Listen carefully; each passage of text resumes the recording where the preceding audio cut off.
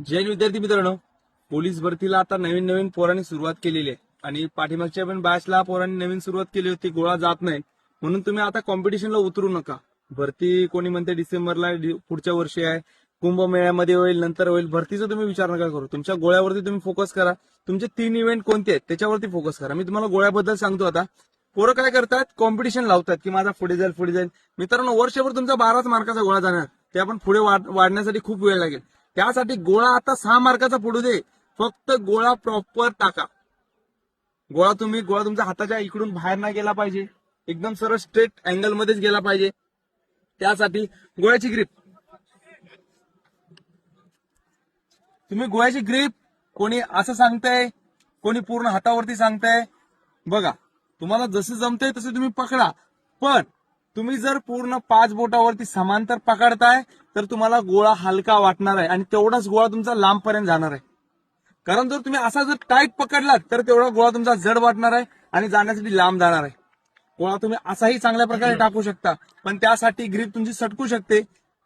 तर गोळ्याची ग्रीप तुम्ही शक्यतो अशा प्रकारे पकडा. कोणती? समांतरीकडे बघून घे. आता कसा टाकतोय बघ.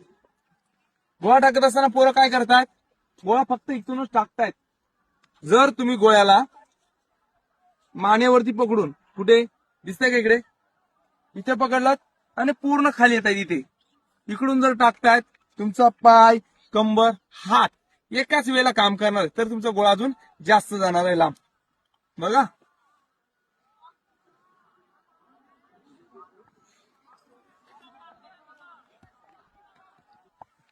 कुठून? इथून जर गोळा टाकतोय तर चांगला फरक पडणार आहे. कारण गेल्या वर्षीच्या आता ह्या वर्षी भरतीला पोरांनी शेवटच्या महिन्यामध्ये अवघे आउट ऑफच्या हातातभर लांब टाकलेले भरतीच्या ग्राउंडला. का शक्य झालं? कारण त्याने आधी कुठल्याही प्रकारची घाई गडबड केली नाही, समजून घेतला, समजला आणि गोळा मग आउट ऑफ टाकला. त्यासाठी आतापासून आहे ना, शॅडो प्रॅक्टिस कर. कुठल्याही कमी 4 किलोचा, 5 किलोचा, 6 किलोचा गोळा घे, त्याच्यावरती प्रॅक्टिस कर. लगेच डायरेक्टली गोळा घेतला, टाकला नाही जाणार. आणि गोळ्यासाठी कुठल्याही प्रकारची इन्स्ट्रुमेंटची गरज नाहीये.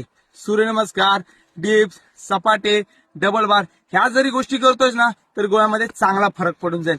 मित्रा, काही शंका असेल तर कमेंट नक्की कर. जय हिंद.